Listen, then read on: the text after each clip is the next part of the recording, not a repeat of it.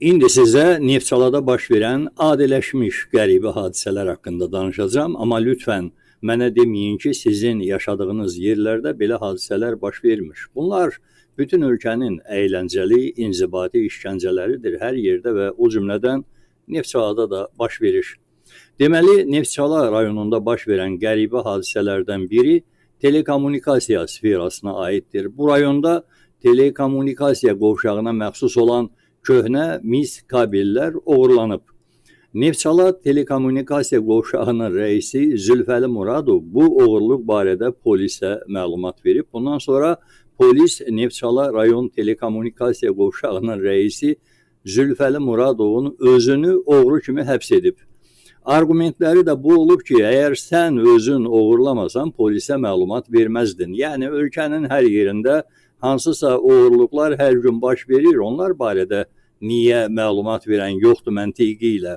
Amma bu zahirən işlək məntiqdir. Nə qədər xəstə məntiq olsa da, hər halda işlətmək polisə fayda gətirirsə, deməli lazımlıdır. Telekommunikasiya qovşağının rəisi 2 gün polisdə saxlanılıb və 2 gün sonra Zülfəli Muradov canını qurtarmaq üçün polis rəisinə 23.000 manat pul verib. Bundan sonra o sərbəst buraxılıb insafən.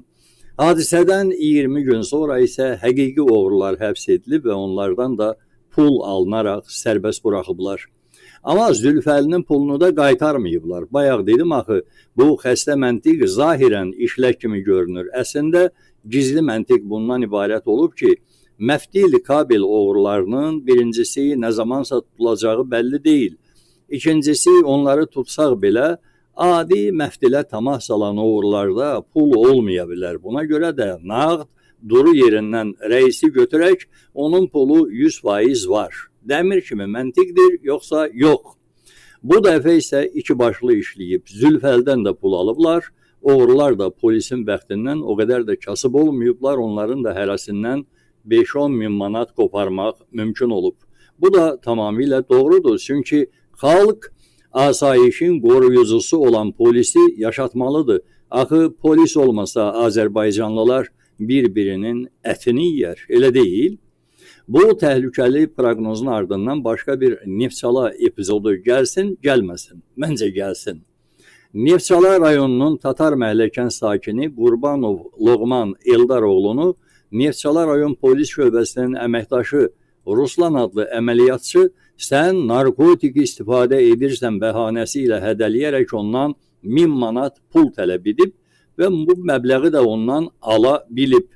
Bundan əlavə Neftçala rayon polis şöbəsinin bəzi əməkdaşları vətəndaşları heç bir əsası olmadan şöbəyə aparır, sidik vasitəsilə test verməlisən adı altında onlara hədə-qorxu gələrək bu üsulla insanlardan pul tələb edirlər. Ümumiyyətlə son zamanlar aldığım məlumatları üst-üstə qoyub belə nəticəyə gəlirəm ki, Azərbaycanda yerli polis əməkdaşlarının qəribə bir sidik hobbisi yaranıb.